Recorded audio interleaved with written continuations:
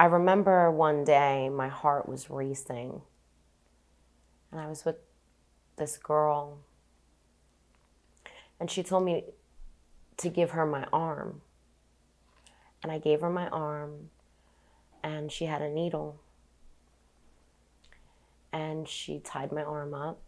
And at this point, I don't really know what this is going to do. She's telling me this is going to help me. And at that point, my heart was racing. I thought I was going to die.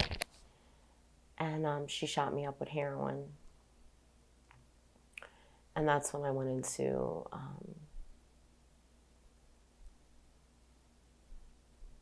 a state of just numbness. I had found what I've been looking for. Because you want to be numb when you're dealing with trauma and things of that you don't know how to deal with because you were never taught how to deal with them. When you come face to face with drugs, they take you out of reality. This was me on drugs. I don't know if you want that. My mother was 16 when she had me, and my father was 63. That says a lot in itself.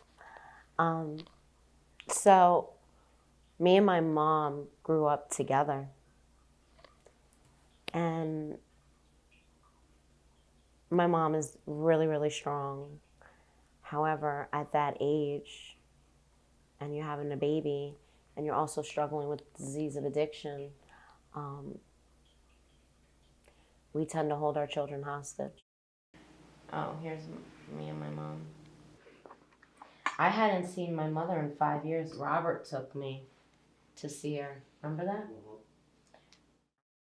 So when you're put in the system and you're with a bunch of other kids and you're not understanding why they're taking you away, you get mixed up with the wrong people.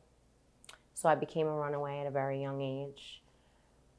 They would come look for me. I would keep running. And the streets in that time welcomed me with open arms. And I was taught how to do a lot of things that I never was taught before, which was stealing, runaways, that's what, you learn to do. I knew what drugs were because I come from a family of addicts. So I knew that they were bad. I just didn't know what they did. I was addicted immediately, and life got real dark, real fast.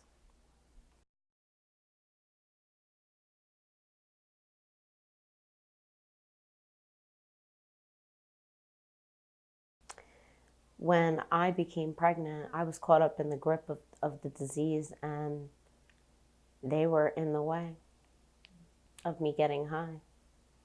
And that sounds really harsh, and it took me a long time to be able to say those things. But I knew that I couldn't give them the life that they deserved. And I had a moment of clarity, and I wanted them to live better than I had lived.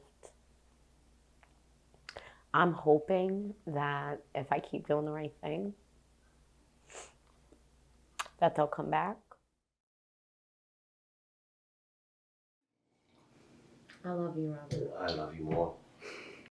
When I met Jennifer, oh my goodness, it was so.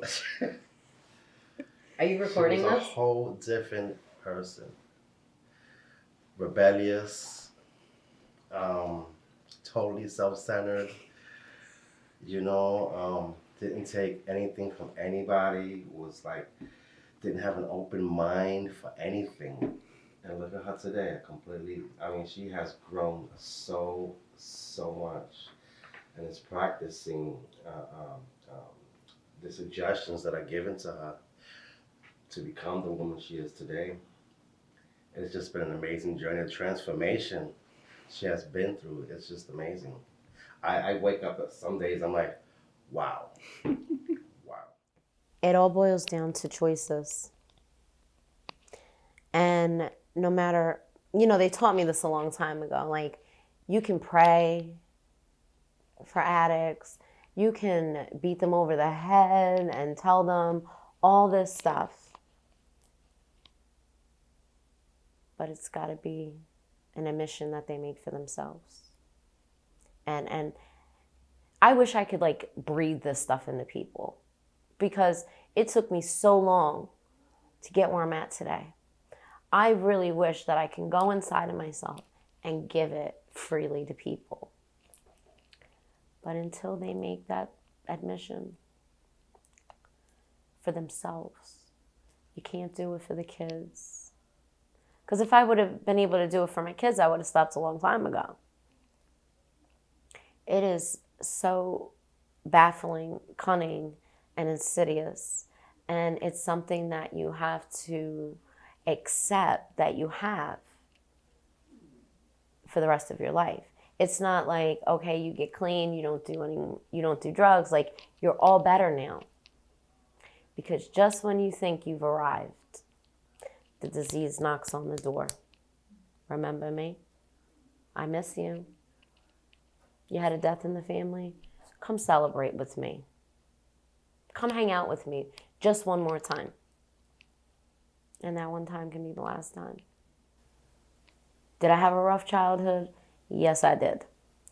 Did I want better and to be a family and to like have a house with a picket fence and have mom and dad come to school plays and, you know, read me bedtime stories?